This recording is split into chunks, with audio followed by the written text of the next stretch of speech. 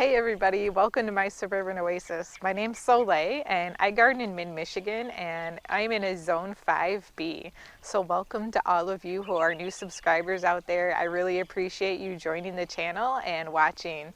And I'm glad to see that people are gaining inspiration and asking lots of questions about the things that they see in the video. I try really hard to respond to everyone. If I miss you, I apologize, but I definitely make a strong effort to make sure I get back to everyone. So today I have an exciting video for you. I made my first trip over to Lowe's this year and I've got a plant haul. So I did need some things for my pots and I thought it would be fun to pick up some perennials and annuals if they had some. And not only is this a plant haul, but it's also a clearance plant haul, which is often very important to me because, as most of you are, I also garden on a budget, and so I try to do things that help save me money. For instance, in this plant pot right here, I've got a geranium that I grew from cuttings, and in this plant pot right here, I have a, what is this? I have them everywhere in my garden. Salvia. I have a salvia that I divided from in my garden. So it's a fun way to just use things that are very cheap or free. So, clearance plants at Lowe's. It's a fun thing to do. Just go check out what they have. And I'm going to show you some of the plants that I've got. We'll put up a picture so you can see a close-up, a little bit of information about some of the zones that they grow well in, and what amount of sun that they need, and how big they get. We'll also talk a little bit about, and I'll show you a little bit about how I clean up some of these perennials and annuals just to make them look a little bit nicer as I get ready to plant them out. So let's start with the very first plant. I have two of these. And as you can probably guess, these are daisies. And these are called Whoopsie Daisy, Shasta Daisy. I love that name. And these are by Monrovia. And they are a perennial. They grow in a full sun. You probably know there's tons of different kinds of Shasta Daisies. And they're pretty hardy and they're very vigorous, and they are clump forming perennials. So these grow in 6+ hours of direct sun, so they need lots of good sunlight to perform their best. They're fast growing, they're easy care, they get to about 18 inches high, and they get about 24 inches wide. So these will really fill up a pot if you give them the opportunity, and they need plenty of space. And they bloom throughout the summer. These are hardy all the way down to a zone 5.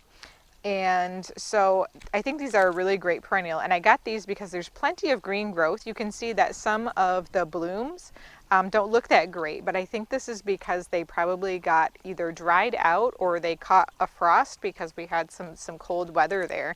And sometimes because growers start plants early, they want you to see them in flower in the nursery, they ship them out a little bit early and then they get some cold damage on them. So all I'm going to do is just snip some of these stems back.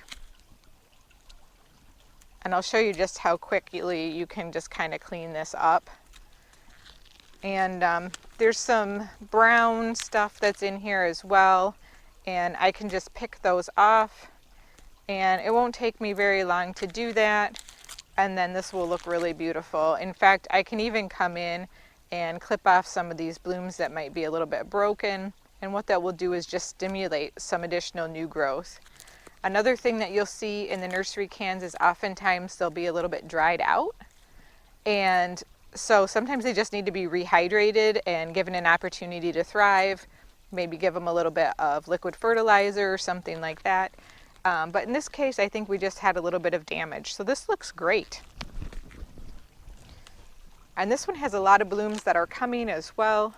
So just going to snip some of these off. What I would say is look for plants that appear to have new growth on them or have some buds that are coming, and that will tell you that they got stressed at one period of time and they can come back.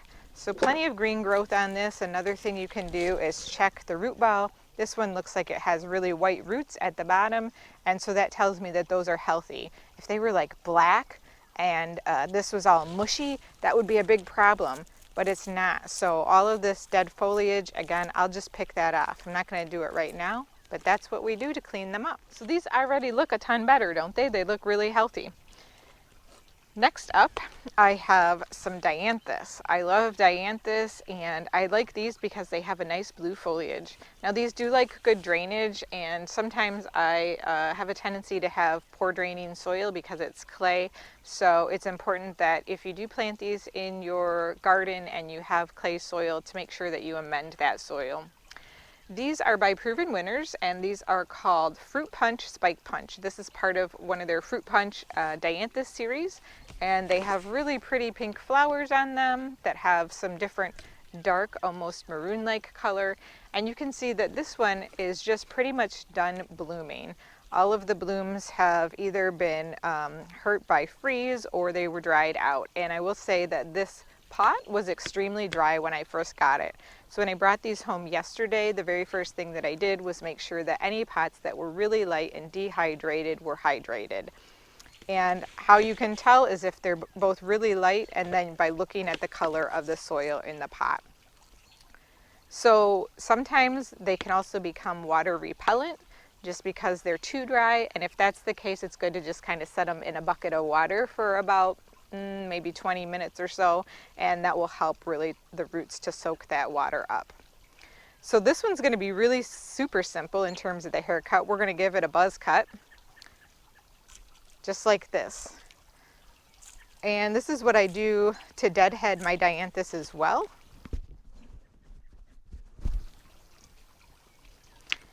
After they're done blooming in the garden. So just very simple, cutting off all of these stems. And if I wanted to take the time, I could actually go back on each individual stem and cut it way back to the base and take them out. But for me, it's just more simple to actually cut across the top. I'm going to finish up this buzz cut right here, and then we'll do the next one. And we'll give you a little more close-up view. As you can see right here, this is a new bud. So that means that it's healthy. It's getting ready to put out a nice new flower here. And pretty soon this will push out some new growth as well. That will give me more flowers. This one has a couple of buds that are good, but I'm just going to take, like I said, the whole thing off because it's easier and not worth it for just a couple of flowers. This will allow the plant to put some of its energy back into its roots to get more healthy again and push out some new blooms. Obviously, when you buy clearance plants, you may not have blooms right away, and so it does require some patience, but I think it's worth the savings. So these take full sun as well, and they are very short. They're only about 8 inches tall at the highest, and they get about 14 inches tall when they have the blooms on them, and then they get about 12 inches wide, and they're hardy down to a zone 4 and up to a zone 9. So they bloom in the early summer, and then they continue to rebloom again later in the early fall. So we'll definitely get some more blooms out of these yet this season, and I think they have a really nice spiky blue foliage as well, even when they're not blooming. So next up we have some additional Dianthus. These are from Monrovia. I love Monrovia. They have great plants, and there's really not a lot that's wrong with these. You can see in some of them there's a few buds that are bad, and so these, rather than giving a buzz cut, I'm just going in and going to clip off those individual ones and then let the rest of the blooms actually come to fruition, because there's going to be quite a few blooms on these. And it's clear that some of the foliage at the base here did actually get frost damage or not enough water, but not enough to really impact the plant substantially. Again, if you're looking for something though that's going to have immediate impact and look beautiful for like a wedding, or something that's happening at your house that you want things to look beautiful for, clearance plants are not the way to go. I will also put up in these pictures the price of these plants. Lowe's has a little bit of a tiered system of how they mark down their plants. So this is the Early Bird Fizzy Dianthus, and it was marked at $8.48. So I got this one for $4. And this one is hardy in down to zone 5, and it blooms all spring, summer, and fall. So it's a really great long flowering plant, just gorgeous. and it stays fairly small, about 6 inches wide and 6 inches tall, so it's a nice plant to tuck in all sorts of different areas and in containers or between bigger plants in your landscape. It also is fragrant, so that's really nice, and you can also use these as cut flowers. So we'll be cleaning up all of these other ones as well. I got 4 of those. Okay, so we have another 4-inch can here that is from Monrovia as well. These were completely dehydrated when I picked them up, but still really green. So I know that they're healthy and just needed to be rehydrated. And these were $5.98, which makes them $4. These are called Hot Water Blue Lobelia. And these are definitely an annual in my area. They are hardy down to 32 degrees, so if you get a freeze, you're in trouble. But we're past that now, so these get to be about 14 inches tall and about 16 inches wide, and they're very delicate flowers, but they take full sun, so they're really great in the direct sun. They do like to have quite a bit of hydration and be watered. So on this, I'm just going to cut these back, you guys, like completely about halfway. All this is going to do is help this to bush out, and it will help to create more flowers.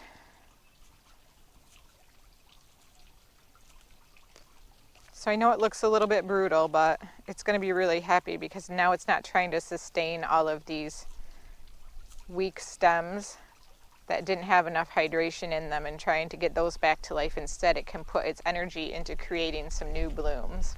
So I got 2 of these. Let me grab the other one for you. You can actually see this one has a few blooms on it, but nothing worth saving, okay, in order to bring this back into full health. So we're just going to keep cutting on these, give it a nice haircut, cut it back to just a couple of inches.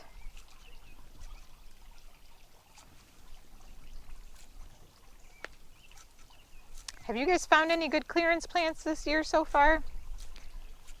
It's been so cold this spring, you know, I have barely been to the nursery. Plus I don't have a huge need for new plants, and when I tend to go, I buy plants. So it's good to not go unless you need plants. All right, so that looks good too. We got 2 of those now. These are going to look great in a container spilling over the side. Next up, we have a proven winner verbena. This is a Suburban sparkling amethyst, and I grew these last year. These were also $4 each, and as you can see, there's hardly anything wrong with them. There's just some spent blooms. This is full to part sun, so it can take a little bit more shade, and they're absolutely gorgeous. They just spread wide and fairly low.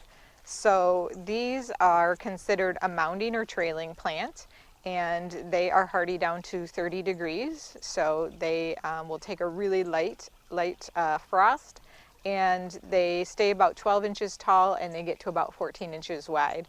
And I would say 6 to 12 inches tall, so they tend to spread more wide than they do upright. But it's a really nice one that grows kind of between plants as well, so it's nice to put in between some vertical plants also.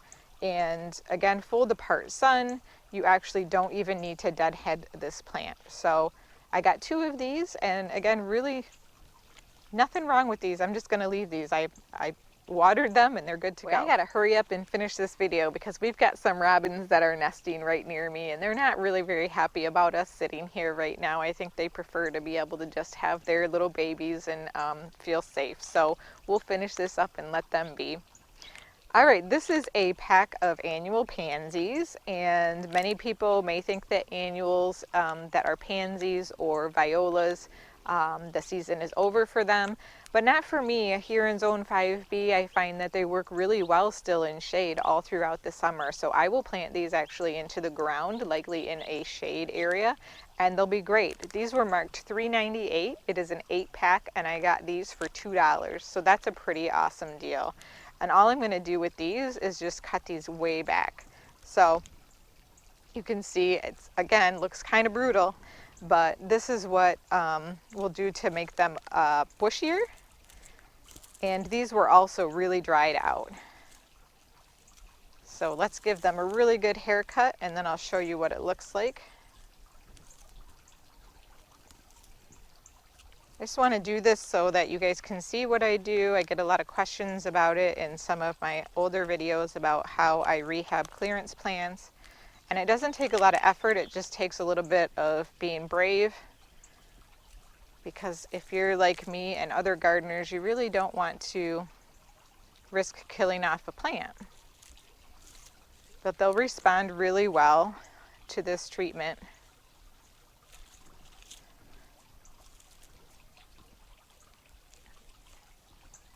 And they will come back much more vigorous instead of being so lanky. So you can see all of this nice healthy growth, and it will just flush out and be much bushier and happier, and we'll get these in the ground. All right, one more plant, actually two more plants. We just moved to make sure that Mama Robin has a little bit more space to be able to get to her babies, so hopefully that will help. All right, so I got an 8-pack of Dusty Miller. Most people know what this looks like. This was basically just a completely dehydrated 8-pack, and I think I may have lost one of them, so I got 7 of these for $2, and I think it's this one right here. So I don't think that one's gonna come back, but we'll see. Clip the top off of it and see what happens, and we'll just get rid of some of that kind of dead foliage as it dries off. It'll kind of get crispy. And then I'll just pick it off. One last steal here. We have this for $10.98 originally, but in the tiered system that makes it $7. And we have, let's see, 1, 2, 3, and 4. We have 12 plants here. So 12 marigold plants for $7 is a really great deal. I mean, you can hardly grow that yourself from seeds from start to finish for that price. And they look really good. They were just completely dehydrated and are losing some of the blooms. So I'll just come through and do the same thing that I do when I do a normal deadhead on flowers, and that is to get rid of, you know, some of these spent blooms. And I can't wait to put these near my vegetable garden because they do really well with vegetables, and I like having them near my tomatoes and my strawberries and all of those other plants to help bring pollinators into the garden. Well, I hope that you've enjoyed this clearance plant haul. Again, I'm interested to hear what you guys are finding in some of the stores. Definitely the prices have gone up quite a bit this year, and the clearance deals are still about the same, but because the prices are up, some of the plants are in a higher tier than they were last year is what I'm finding. So can't wait to hear what you guys are seeing. And thanks again for watching this video, and we'll see you next time. Bye.